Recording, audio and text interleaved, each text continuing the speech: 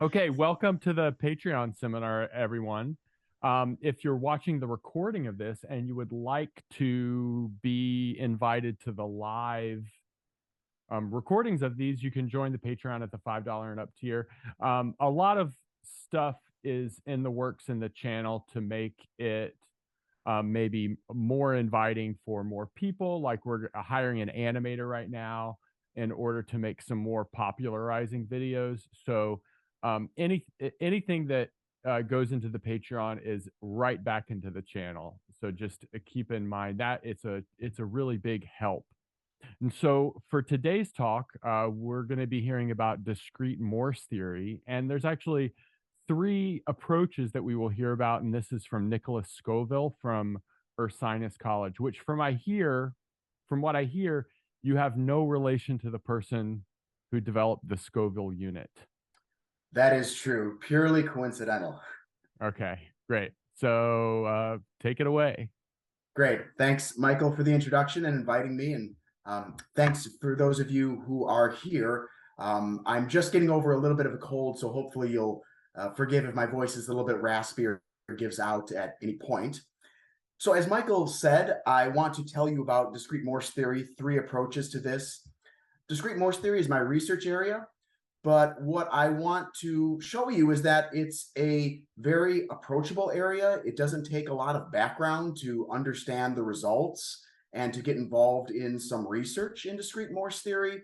Some of you may be familiar with smooth Morse theory or the Morse theory that was popularized by Marston Morse, or developed by Marston Morse and popularized by John Milner. And there's a lot of beautiful results in Morse theory, but it takes a lot of background to be able to understand and to be able to do research in. You have to know about point set topology and differential topology and some differential geometry as well. Whereas discrete Morse theory, you don't really need that much of a background. And I've had a lot of success doing research with undergraduates in discrete Morse theory.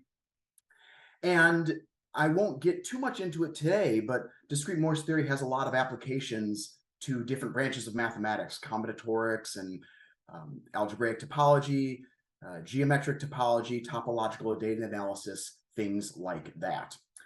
So to get started, let me tell you about my three approaches. The three approaches will be gradient vector fields, discrete Morse functions, and the Hasse diagram. And then at the end, I will share with you some classical results. As I'm going through these three approaches, it might not be too clear what the payoff of all this is, what the purpose is, but I hope by the end, when I show you the results, you'll see the power and hopefully the beauty of discrete Morse theory.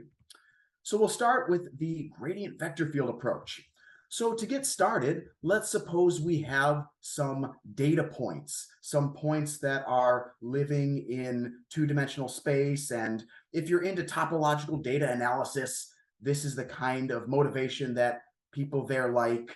I've got some points in space, and I can do things like I can build the Rips complex on it, where I'm growing these disks around these points of radius of these growing radii. And when two disks intersect, I draw an edge between them, and then I make this simplicial complex. And if this is interesting to you, and this is good motivation to you, great.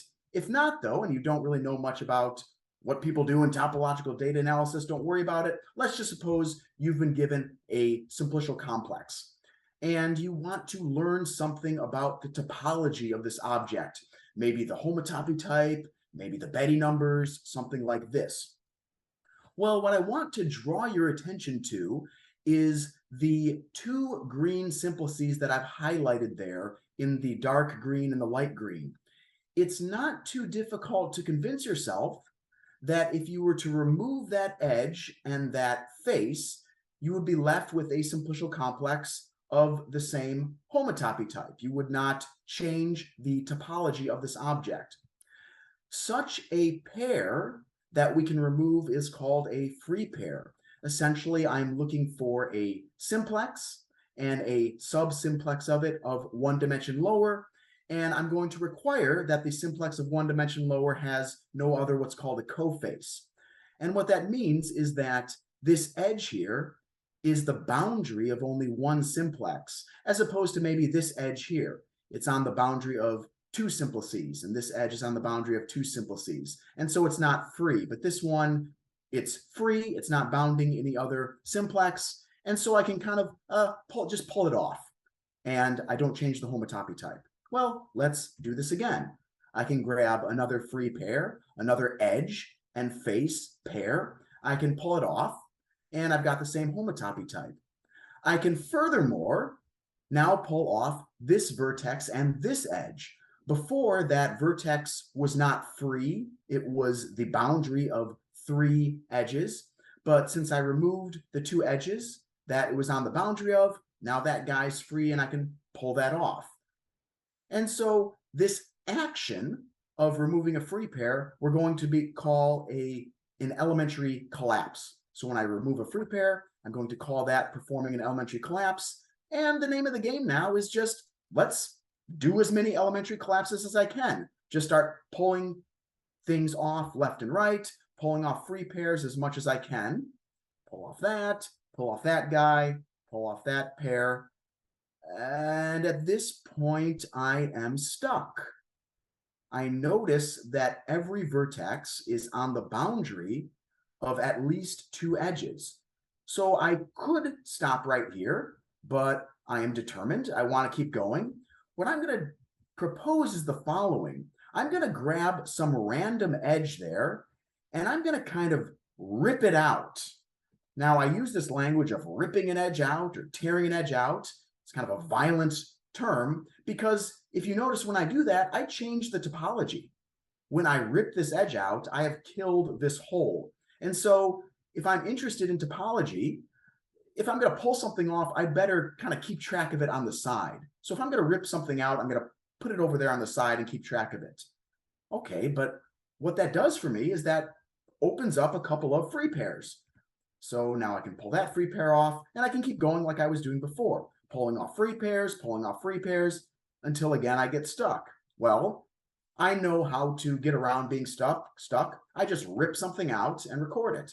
So I'll rip out that edge, pull off more free pairs until I'm down to a single point. I will record that point, and there, up there on the upper right-hand corner, I have kind of a summary of what I just did. I pulled off some free pairs. They didn't matter so much, but something important happened when I ripped off these two edges and this vertex. So we'll come back to this example. In fact, this example will be somewhat of a running example throughout. But what I want to do now is kind of formalize this whole thing that we just did. How can I put this in some more sophisticated mathematical language? So that's what I want to do here, define exactly what we just did. So my definition is going to be the following. I'm going to let K be a simplicial complex, and I want to put something called a discrete vector field on my simplicial complex.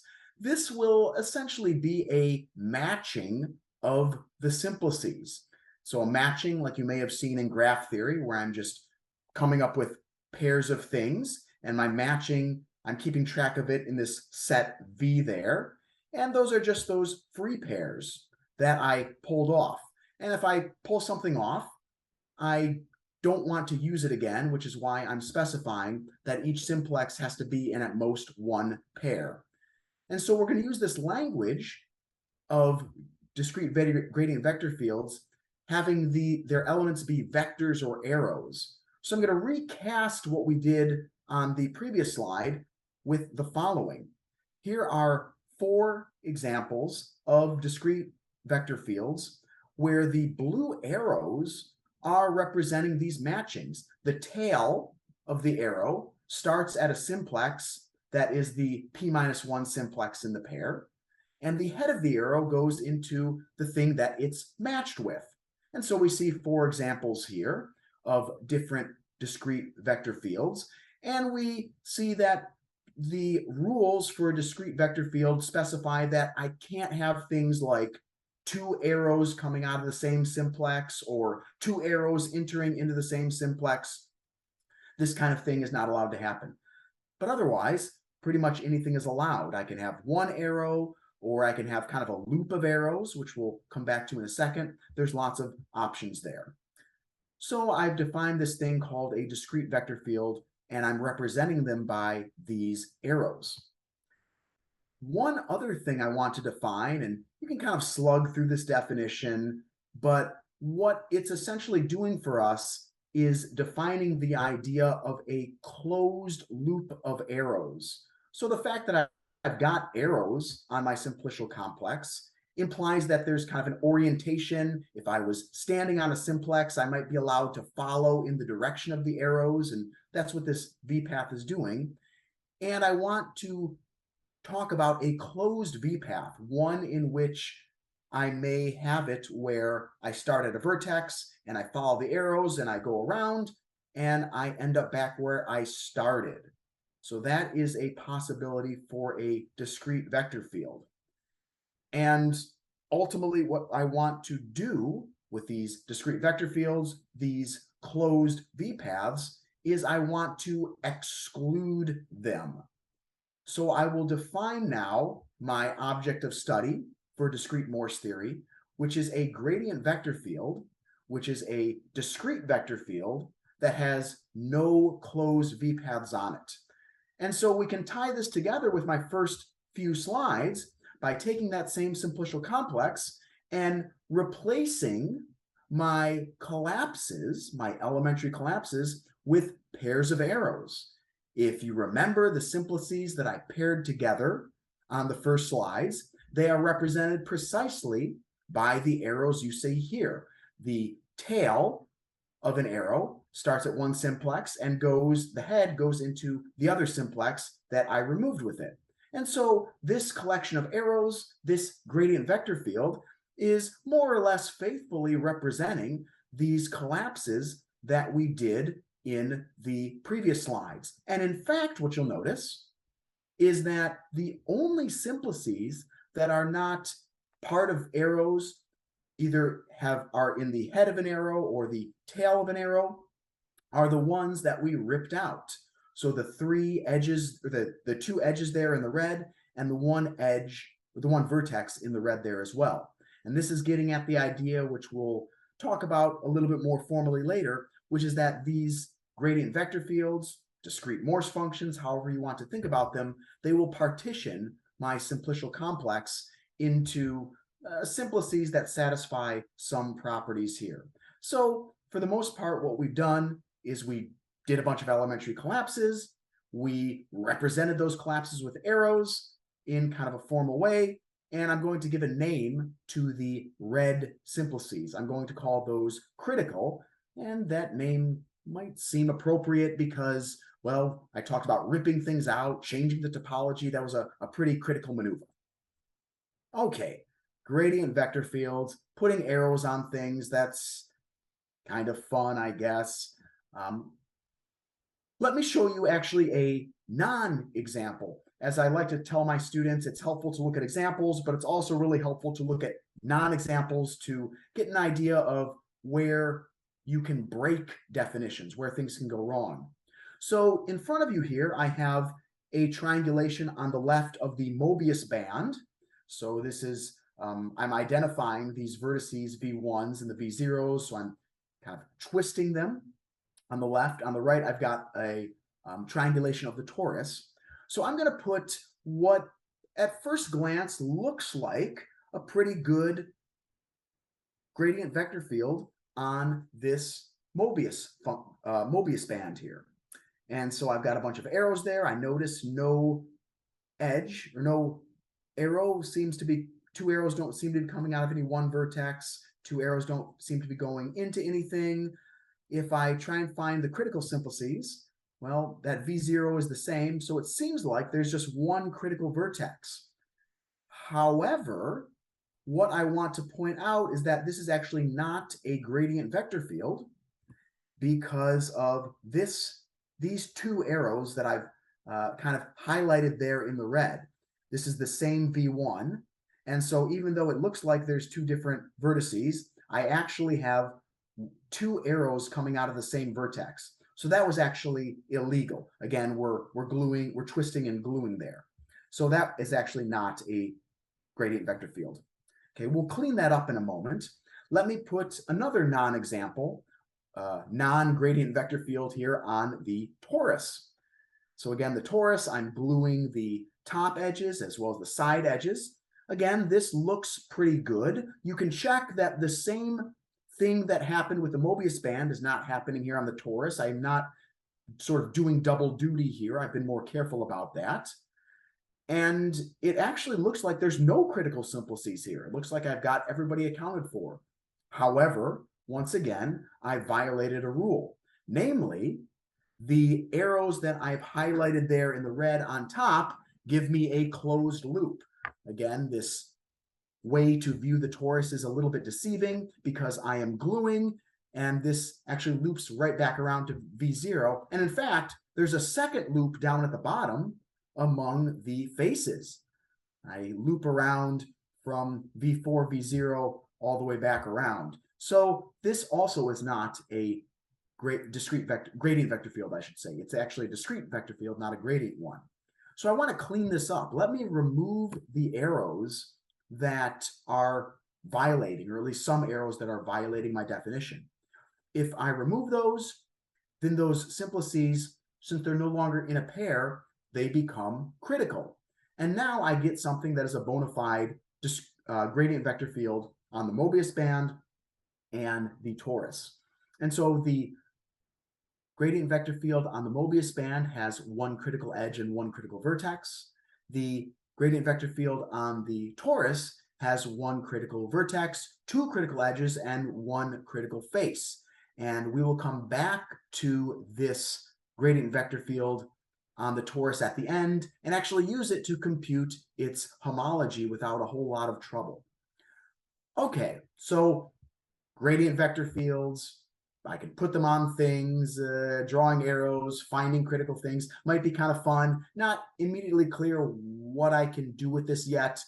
Hold off on that thought as I introduce to you now discrete Morse functions, which is our second approach, our second viewpoint to discrete Morse theory.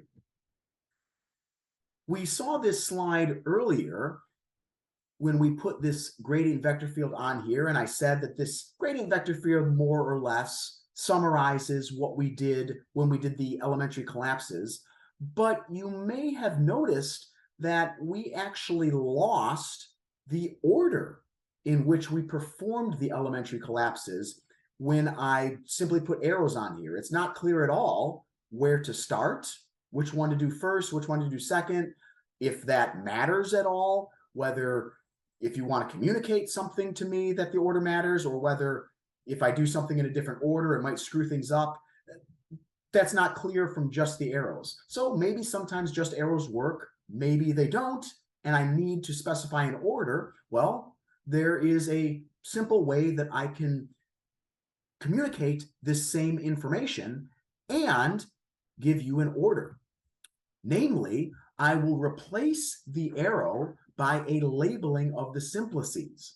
And the labeling of any arrow will be two values which are the same, 2020 in this case. And the 2020 is going to communicate to the reader that I will remove those things together. That edge and that face are partners. And that's been communicated to me by the fact that they have the same number.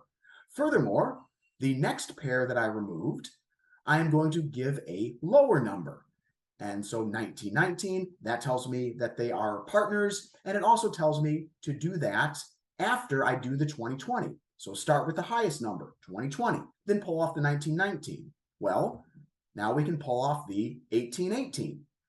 And we can go through and label the arrows in a similar way, replacing the arrows with some numbers. And the numbers are going to tell me the order in which I'm going to pull things off.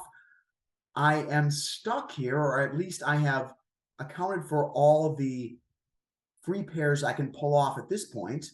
Now I need to label the critical edge. And that is going to get its own unique labeling, just 11. So when I see a simplex labeled with a single value, it doesn't have a partner, there's no other 11, that immediately communicates to me that that is critical, that that's something that's going to be ripped out. So I can tell a lot of information by this kind of paradigm that I'm starting to suggest. And we'll keep going, 10, 10, 9, 9, 8, 8, keep going all the way down. And I made it so that it worked out to end at 0. There's no need to end at 0. There's no need to use integers, but I always like to end at 0, and I always like to use integers. Just makes things more pleasing. So this whole thing, where I replaced the arrows with numbers and talked about the rules, let's make that formal. That will be the following definition of a discrete Morse function. So if you slug through this definition, you'll see that it's essentially doing what we just talked through. We are going to first require that you put a function on it that's weakly increasing, in the sense that higher dimensional simplices are given higher values. It is going to be at most 2 to 1, so the same value can show up at most twice. So I've got the 20, 20. I can't see that another 20 showing up for a third time. And if I have the same value, if you have two simplices that share the same value, then one must be a subsimplex of another. And so again, you can slug through this definition if need be, but it's doing exactly what we just talked through here. I want to give a couple other definitions here. The simplices that have only a single value, or where f is injective, I'm going to call critical, and that's consistent with the language we developed for gradient vector fields. Otherwise, I'm going to call simplices that are part of pairs that have a partner number. I'll call those regular. And there's this nice lemma called the exclusion lemma, which basically gives us that these regular simplices are going to come in pairs, that they satisfy this property about what its partner is going to look like. If you give me something that's regular, I can tell you what its partner is going to look like, and there's going to only be exactly one of them. The reason I share this exclusion lemma with you is to formally say something that I had mentioned earlier, namely that these discrete Morse functions, these gradient vector fields, however you want to think about them, they will partition the simplicial complex into critical simplices, tails of arrows, as well as heads of arrows. And so we can do various things with these critical simplices, tails, and heads in our partition. Okay, let me give a couple of examples here. This one is not too interesting, but it's important to see that, well, discrete Morse functions will always exist on any simplicial complex, and I can pretty easily do this by making everything critical. This is not a very interesting discrete Morse function, but it's good to see that it can be done. And the algorithm for this is to label all the vertices first in increasing order, then move to the edges and keep labeling them with increasing order, then move to all the faces, label those in increasing order, etc., so that you are forcing every simplex to have its own unique value. All the lower dimensional things are given lower values, the higher dimensional things are given higher values, and I've got a discrete Morse function here. Again, not very interesting. Everything's critical. The name of the game later on will be to reduce criticality, have as few critical things as possible. But for now, this is one not very interesting example. One thing that I can pretty quickly prove to you is that every discrete Morse function will always have at least one critical zero simplex. When we were looking at the example of the Mobius band, or the non-example, I should say, and the non-example of the torus, we found something, a collection of arrows that had no critical simplices on it. This proposition would say that that is never possible. I always have to have at least one critical zero simplex. So here is a quick proof of that. To see this, let's let A be the minimum value in the range, or since the simplicial complex is finite, I'm always attaining my minimum. F is weakly increasing, so the dimension of the simplex corresponding to the minimum value, it must be either 0 or possibly 1. So let's kind of take a look at either a vertex or an edge that might attain that minimum value. By contradiction, maybe it is this edge that attains that minimum value? Well, if it's this edge that attains this minimum value, it must have a partner here on the vertex with the same value. Now, this value, discrete Morse function, is at most 2 to 1. And so the other vertex that this edge is touching must have a smaller value in order to be a discrete Morse function than the value of the edge, but this would contradict the fact that A is a minimum. So if you work through this definition, you see that the vertex has to have this minimum value, forcing it to be critical. And so every discrete Morse function will have at least one critical zero simplex. Okay, again, I'm throwing some definitions at you. We're proving some things. It's not terribly clear why this is interesting or important yet, but we will get to that eventually.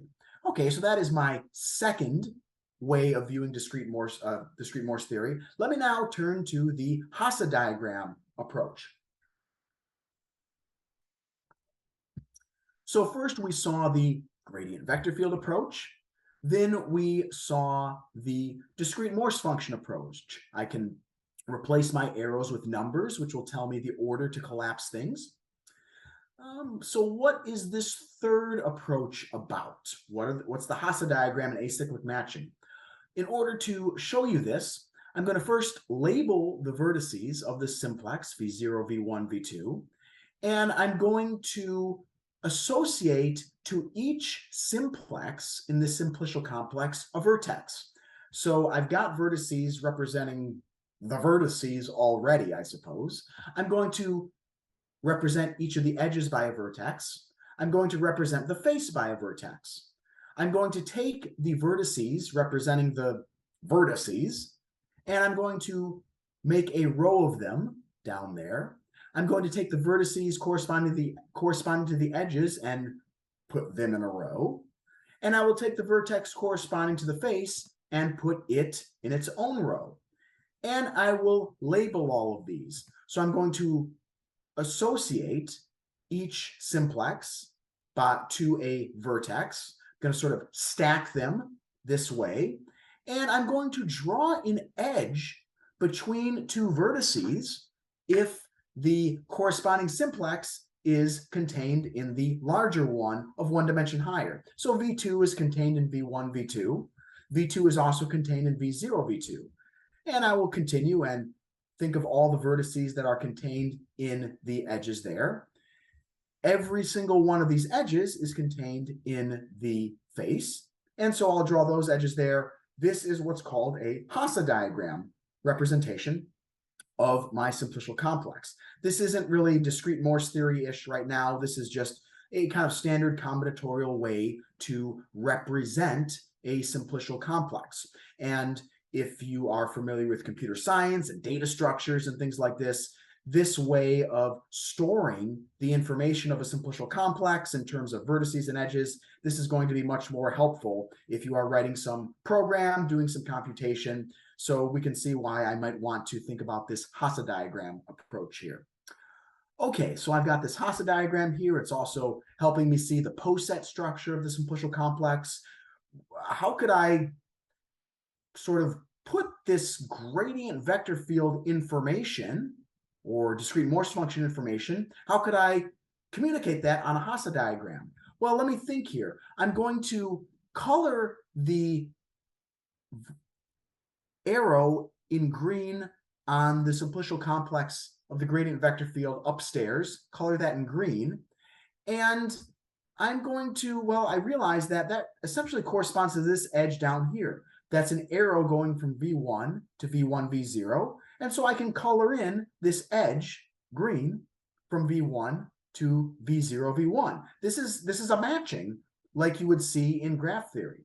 And so maybe the idea is each arrow, this arrow, for example, now the new one in green, V2 to V2, V0, I can color the corresponding edge in green in the Hasse diagram downstairs, V0, V2, V0, V2.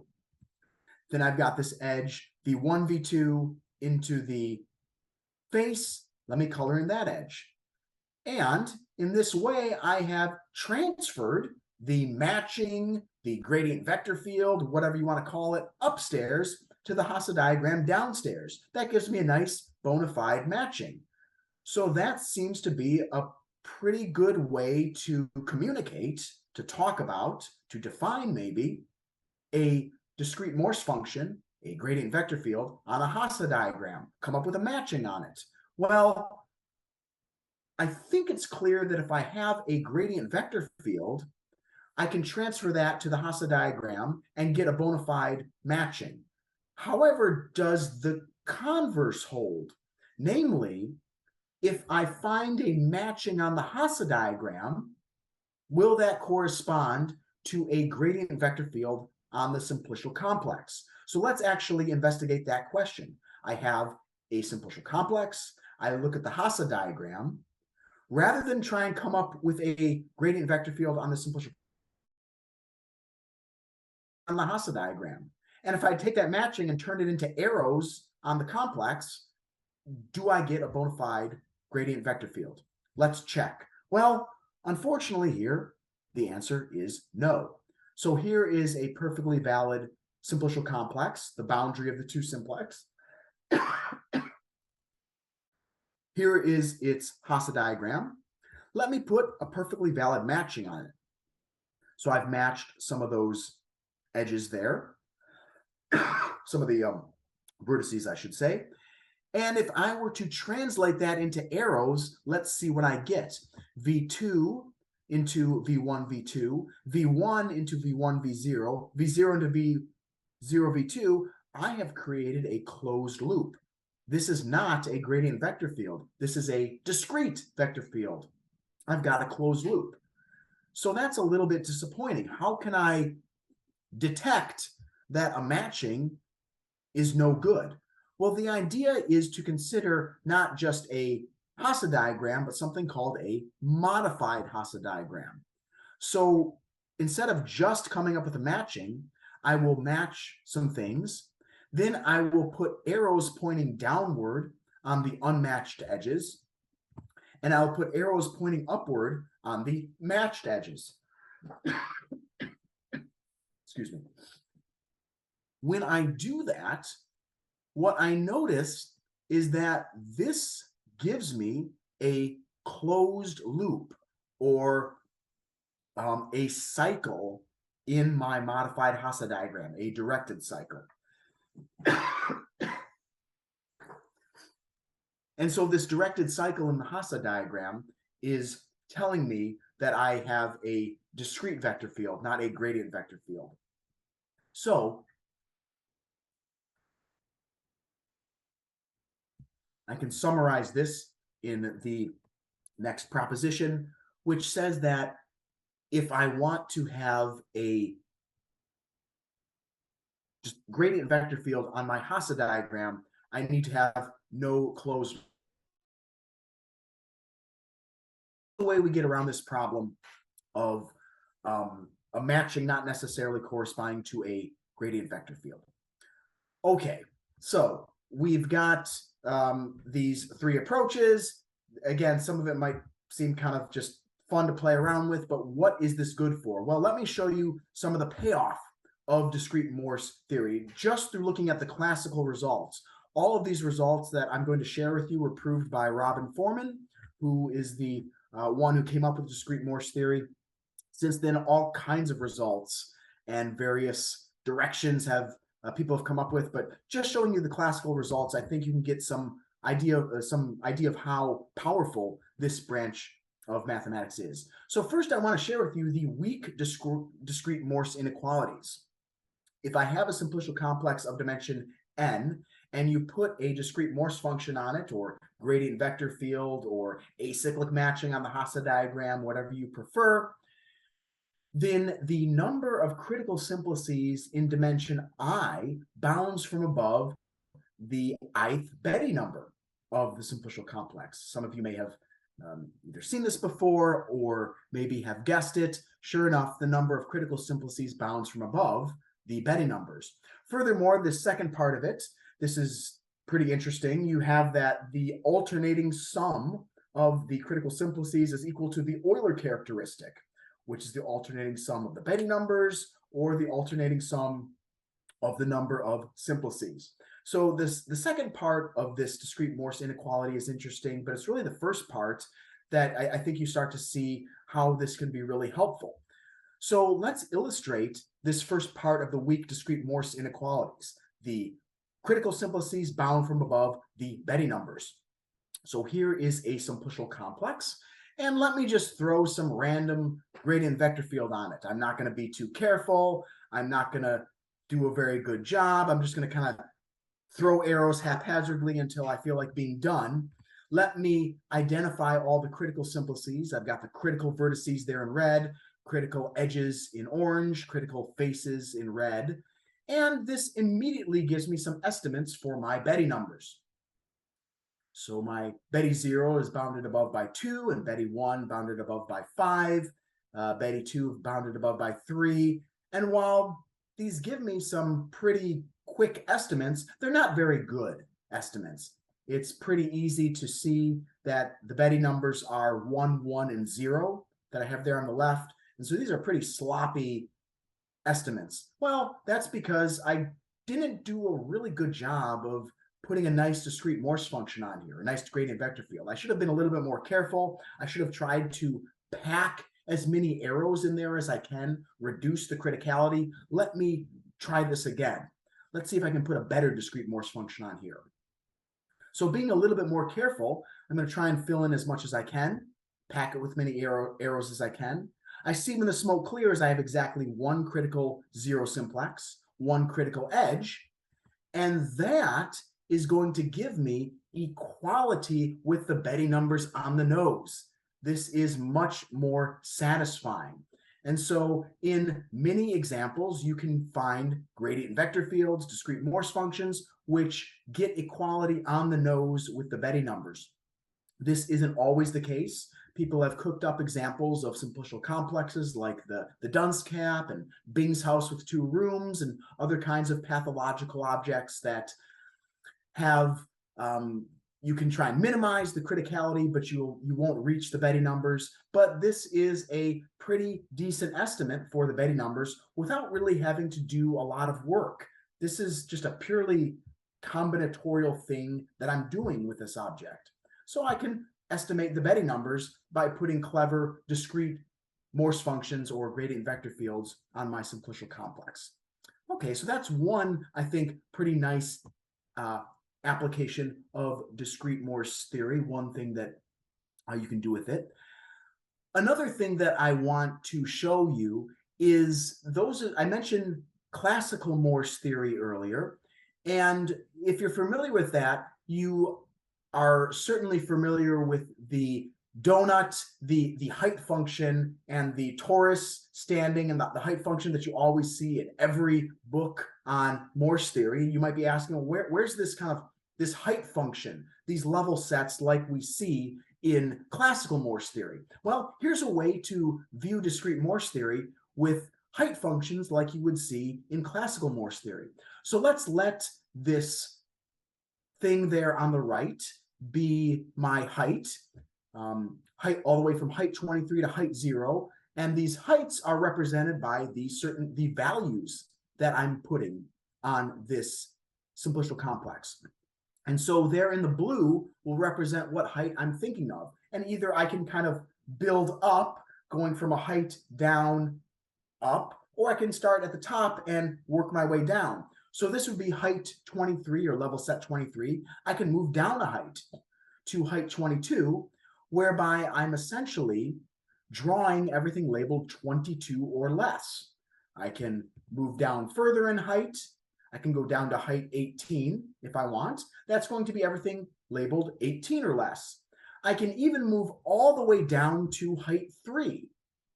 And now this is going to be everything labeled 3 or less. Of course, I stop here at 3 because 3 is critical, and I can't really pass through height 3 without breaking the topology. Anywhere between height 3 and height 23, I can smoothly move back and forth without passing through any topology change. But once I try to pass through 3, I've changed the topology. And so this idea can be summarized in the following. First, I'll give a quick definition that if I have a simplicial complex, I can define the level subcomplex to be the subcomplex consists of level C to be all simplices in my simplicial complex that are given values C or less. So that is pretty faithfully corresponding to this idea of the height function. And then from there, we can prove this so-called collapse theorem, that if I am looking at any real interval that doesn't contain any critical values, any critical simplices, I can freely collapse. I can move from my B level subcomplex to my A and vice versa. All that stuff in between, as far as topology is concerned, is superfluous. So this will allow me to pass on through different heights, as long as I am not passing through a critical simplex, which would mean I've got the topology changing. So there's my collapse theorem. Back to this example again. One other thing that we can do is say, okay, in a certain sense, all these regular pairs, all these arrows, they're not really doing much for the topology. And in some sense, I can just kind of get rid of them. And if I do that, I'm left with a single edge and a single vertex. And if you think about it, I can actually recreate the homotopy type of the original complex explicitly by gluing them together. And if you've seen classical Morse theory, you know this result. And there's this analog in discrete Morse theory, namely that if you put a discrete Morse function, gradient vector field, on a simplicial complex, then you can rebuild the simplicial complex just by using the critical simplices. This doesn't tell me how to glue things together. It just says there exists a way to do it. So I don't know exactly how to glue them together. But it says that all those arrows, all the stuff, the regular simplices, that's extra. That's just extraneous. You don't need that in order to faithfully recreate the topology. All the topology, the true topology, is within those critical simplices.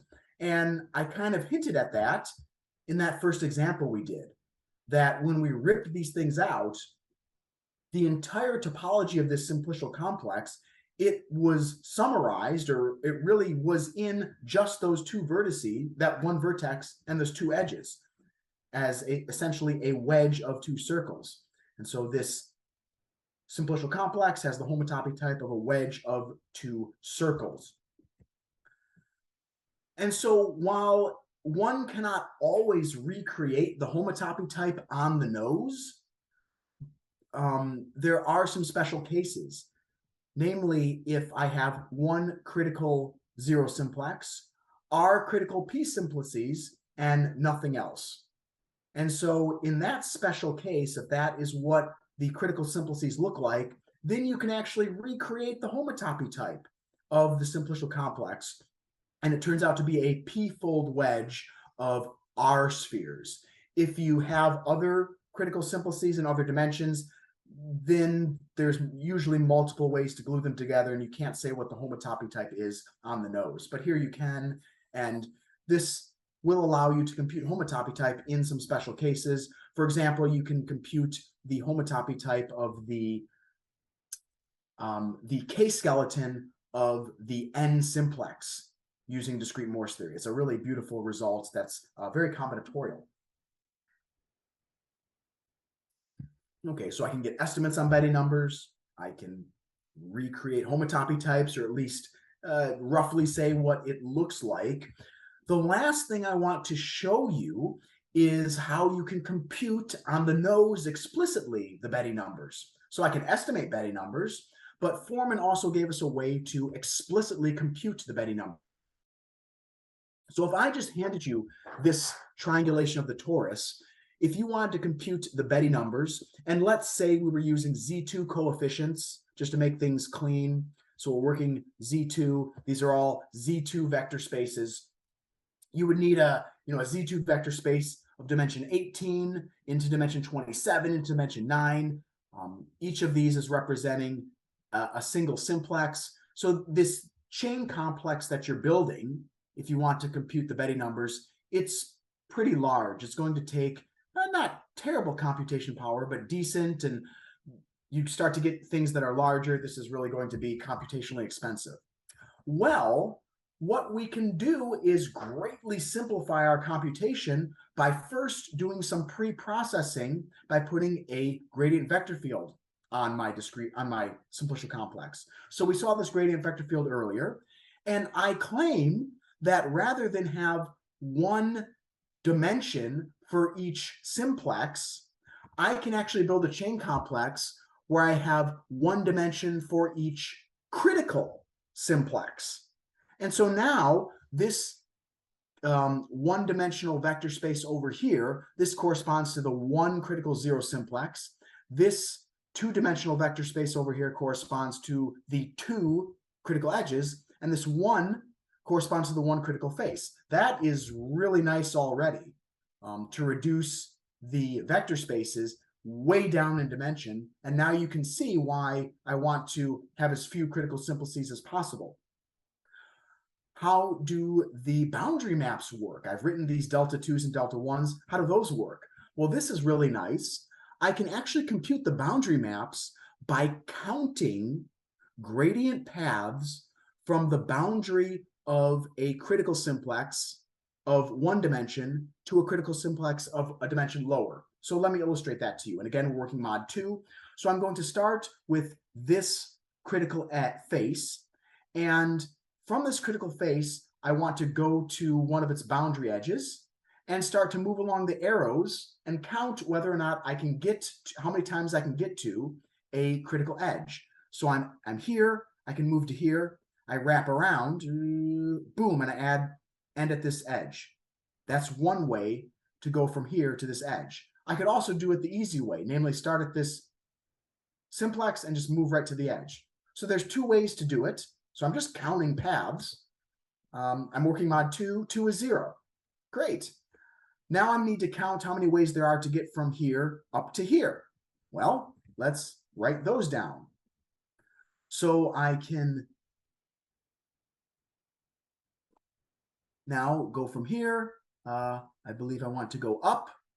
Yep. I'll go up there, and I want to get to that edge. And here there's going to be two ways to do this as well. Either I can follow this here, or let's see, what's the other way to do it?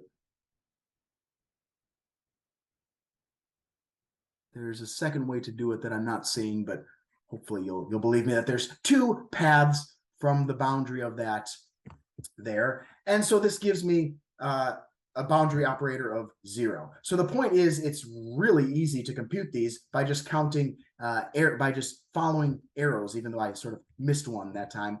Let's do this for D1. Again, I just need to start at this edge, this critical edge, and go to one of its boundary vertices and try and find a path to a critical vertex here. So I'm going to follow this all the way around here. Boom, there's one. And then the second way to do this is I can start here at U0, which is this U0, and then I'm there. So I believe I get here 0 as well. Oh no, I'm sorry. I go here, U0 all the way to U2. That's right. That's how this goes. It's easy to get yourself confused. But the point is, I'm just counting paths.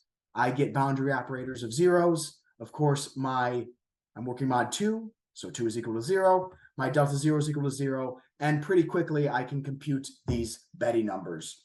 And really the homology groups of this as well in particular. So this is one, I think, really powerful application, the ability to compute explicitly the Betty numbers of simplicial complexes. This algorithm is used in several computational softwares, and there's a lot of other things that one can do with this, but this is about all I have for now. So I thank you all very much for your attention.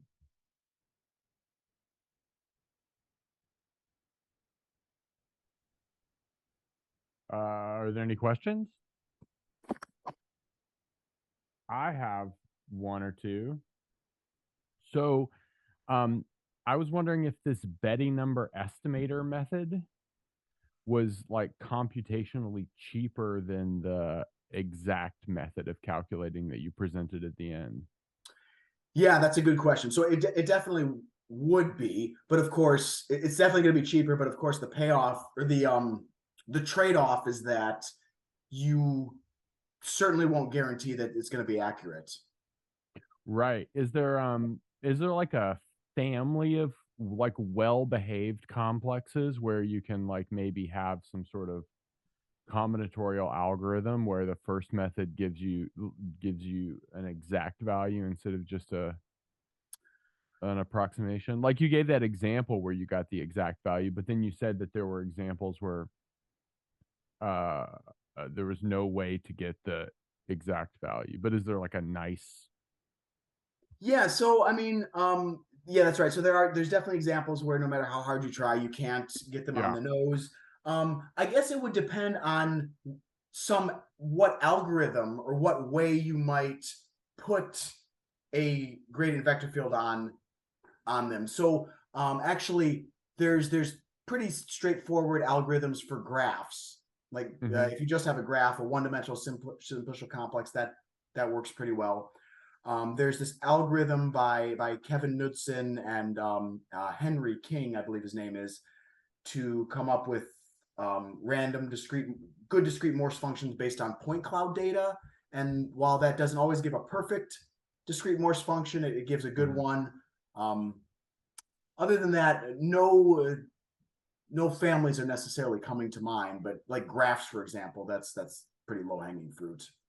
Yeah, yeah, yeah. Does discrete does discrete Morse theory on graphs have like some sort of uh, like network application? That's a good question. Um, I'm not entirely sure. Um, yeah, I don't know. Yeah, I don't I, either. for better or worse, I'm really in the pure side of things. I keep trying to do more Yeah, stuff yeah, that's same. applied, but I only talk so long about that. Yeah, yeah, yeah, for sure. Also in your example, uh, the vector spaces were over finite field when you were like setting up that exact sequence. Is that typical of this discrete setup, or was that just for simplicity of the example? A little bit of both. So first, it does make things much simpler, especially because you are throwing out orientation, which is it can be really obnoxious. But Oh, right. the other thing is one of the big applications of discrete Morse theory is in topological data analysis. Mm-hmm. And the people there, for the most part, they're only interested in Betty numbers. Torsion, I have not heard of torsion ever having any kind of meaning, although I'm not an expert in topological data analysis. But the kinds of things people do there, it's really the Betty numbers that they care about. And so if you don't care about torsion, um, you can just work over a finite field and work over Z2, get rid of the No, might as orientation, well. get rid of torsion, and things, and you're good there. So that's So usually why I do what's it. the deal? I don't know anything about anything. No, so the deal is if you want Betty numbers, it doesn't matter what field you're working over. Like the Betty Yeah, numbers are invariant over choice of field. yeah, Okay, that's right. Yeah, cool. it's the torsion that parts that kind of that would Right, screw right, things right, up. right, Yeah. right. Yeah. Every pure mathematician I know is retraining into topological data analysis, but you're a holdout. Well, I'm on the periphery of it. I mean, I'm not. Yeah, I'm there. I go to all their conferences and stuff, but I'm not. Oh, I don't nice. ever want to call myself an expert in it. But Yeah, that's great. Um, I don't know, maybe any other question? Oh, Um, oh, yeah.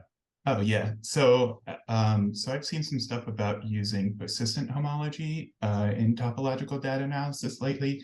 This seems really similar, and I'm wondering if there's any like efficiencies in computations of persistent homology that you can do with discrete Morse theory.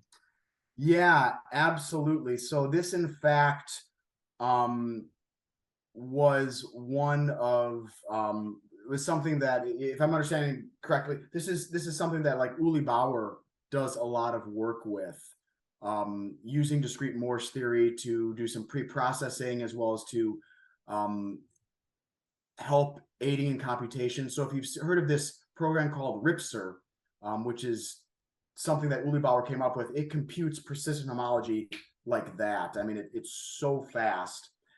He does a lot of cool tricks, but one thing he does is he uses a lot of discrete Morse theory in his algorithms to pre-process, to be able to handle computations. And his whole thesis was actually on this connection between discrete Morse theory as well as persistent homology. So there's the connections there are very vast, and I could just point you to just one person and some of the stuff that he's done, and there's a lot of really neat stuff there. Excellent. Thank you very much. No, you're welcome. Great. Well, thanks for participating again. And my pleasure. Thanks a lot for having me, Michael. Yeah, I'll do this. I'll do this because you didn't. You wrote a book on discrete Morse theory, correct? That's true. Yeah. Yeah, I'll link that in the description. So who's the intended audience? So the intended audience. So this is part of the AMS's student library series. So it's very much for undergraduates. In fact, the book came out of notes that I wrote for a course that I did at Ursinus College for undergraduates in discrete Morse theory. And the idea was, you've just taken your first course in proofs. That's it. We can start saying what a simplicial complex is. We can start drawing arrows and doing these collapses and things. Very much for undergraduates. And I've had a lot of good feedback from undergraduates say that this book they found helpful. They've been able to work through it. Very much an undergraduate thing where hopefully at the end you can even start to do some research in discrete Morse theory. Yeah. I love that book series. Anytime I want to like learn something that is sort of outside of my direct expertise, I try to find a book in that series because I know that I'll be able to read it without So I hopefully did using too much brain power. Yeah. Okay. Well, thanks again. All right. Thank you, Michael. Yeah, maybe I'll be up at Ursinus sometime in the future. Excellent. Very good. Look forward to seeing you. Yeah. Thanks for coming and thanks for watching, everyone.